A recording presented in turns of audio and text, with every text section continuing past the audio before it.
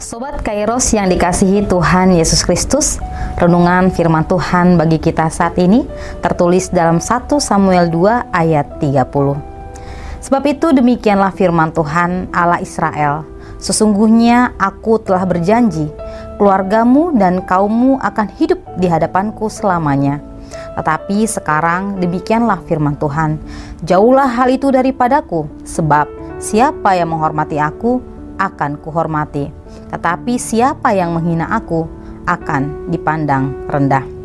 Sobat Kairos yang dikasihi Tuhan Yesus Kristus, didikan orang tua terhadap anak-anaknya akan sangat besar pengaruhnya kepada perkembangan tingkah laku, karakter, dan sikap mereka di masa yang akan datang. Salah satu didikan yang harus diterapkan adalah menegur dengan keras dan mengajarkan hal yang benar jika anak tersebut melakukan hal yang salah. Didikan tersebut jika dengan ketegasan dan kedisiplinan akan membuat anak mengerti dan tidak melakukan kesalahan lagi. Firman Tuhan ditujukan kepada kedua anak Imam Eli, yakni Hofni dan Pinehas. Kelakuan Hofni dan Pinehas benar-benar jahat di hadapan Tuhan. Mereka telah menyalahgunakan jabatannya sebagai imam untuk memuaskan hawa nafsu dan keinginan daging mereka, yaitu mengambil hak Tuhan dari korban persembahan yang diserahkan oleh umat.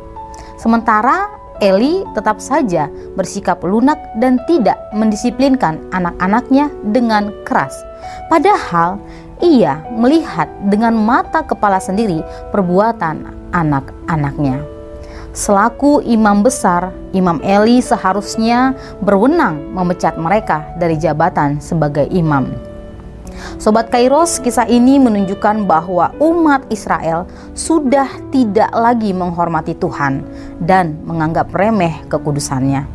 Sikap Hofni dan Pinehas telah membuat Allah membatalkan janjinya yang telah diucapkannya kepada Imam Eli.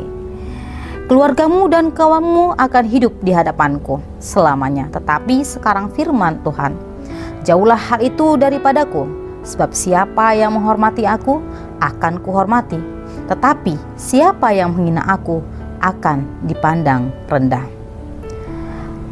Hofni dan Pinehas tidak lagi mendapatkan janji Allah tersebut. Bahkan kematianlah yang akan menjadi bagian mereka. Allah menginginkan setiap umatnya tanpa terkecuali hamba-hambanya untuk menghormati Allah. Walau Allah tidak terlihat secara fisik, namun Ia ada dan maha melihat setiap tingkah laku, bahkan isi hati kita. Allah tidak menghendaki jika kita datang kepadanya hanya dalam keadaan genting. Seperti bangsa Israel, begitu menghadapi situasi genting dan terdesak, mereka baru teringat kepada tabut perjanjian Tuhan. Mereka mencari Tuhan dan memanfaatkan Dia hanya untuk sebagai pemenuh kebutuhan belaka.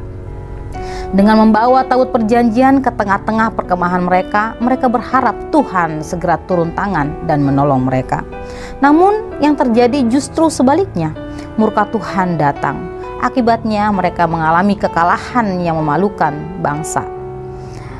Sobat Kairos, di zaman sekarang ini banyak orang Kristen berlaku seperti bangsa Israel. Ketika mengalami masalah berat, mereka tampak giat berdoa dan beribadah. Tetapi begitu masalahnya selesai, beres, secepat kilat itu pula mereka meninggalkan Tuhan. Kemudian kembali hidup dalam ketidaktaatan. Ada pula yang berani menyogok Tuhan dengan berbagai macam persembahan, dengan harapan Tuhan memuluskan proyek bisnisnya. Ibadah dan pelayanan yang disertai motivasi yang tidak benar adalah jahat di mata Tuhan.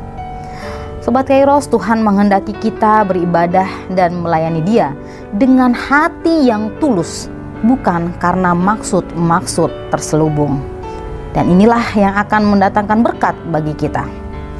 Tuhan tidak bisa dipermainkan. Asal kita setia dan taat kepadanya, menghormati Dia, Ia akan hadir dengan segala otoritasnya. Oleh karena itu, Sobat Kairos, hormatilah Tuhan dengan segenap akal dan pikiran serta tindakan kita. Selamat beraktivitas Sobat Kairos. Tuhan Yesus memberkati kita semuanya. Amin.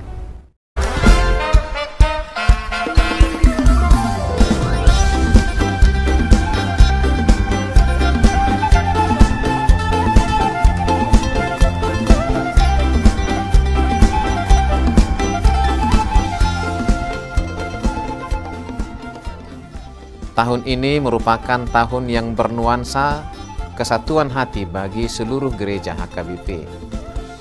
Kita telah menetapkan orientasi pelayanan tahun 2022 sebagai tahun kesehatian di bawah terang tema sehati sepikir dalam satu kasih, satu jiwa, dan satu tujuan dari Filipi 2 ayat 2. Dan subtema mewujudkan kesehatian dan kesetiakawanan bagi gereja, masyarakat, dan bangsa. Panitia Tahun Kesehatian HKBP Distrik 8 DKI Jakarta telah ditetapkan menjadi organ pelayanan dalam mewujudkan persekutuan, kesaksian, dan pelayanan yang semuanya diikat dalam satu kasih, satu jiwa, dan satu tujuan. Kesatuan hati dalam persekutuan, kesatuan hati dalam kesaksian, kesatuan hati dalam pelayanan bukan hanya membina soliditas internal semata, namun juga menyangkut relasi, hubungan yang baik dengan dunia luar kita. Maka untuk mewujudkan kesehatian yang nyata dalam kehidupan warga gereja, Panitia Tahun Kesehatian HKBP Distrik 8 DKI Jakarta berkomitmen untuk berkarya dalam program-program kreatif dan relevan dan bernilai tinggi untuk menguatkan visi dan misi kerajaan Allah di dunia ini. Kami mengajak seluruh elemen gereja, baik pelayan penuh waktu, pelayan takbisan dan non-takbisan, serta seluruh jemaat dan para pemerhati lintas denominasi, mari bersama-sama mendukung dan mensukseskan seluruh program-program pelayanan yang telah ditetapkan, baik dalam doa, daya, dan dana. Semuanya akan menjadi persembahan yang hidup bagi Tuhan untuk memperkokoh persatuan yang hidup dan saling melayani di tengah kehidupan yang penuh dinamika ini. Marilah saling mendoakan, saling menopang, serta bertolong-tolonganlah menanggung bebanmu. Demikianlah kamu memenuhi hukum Kristus. Horas, horas, horas!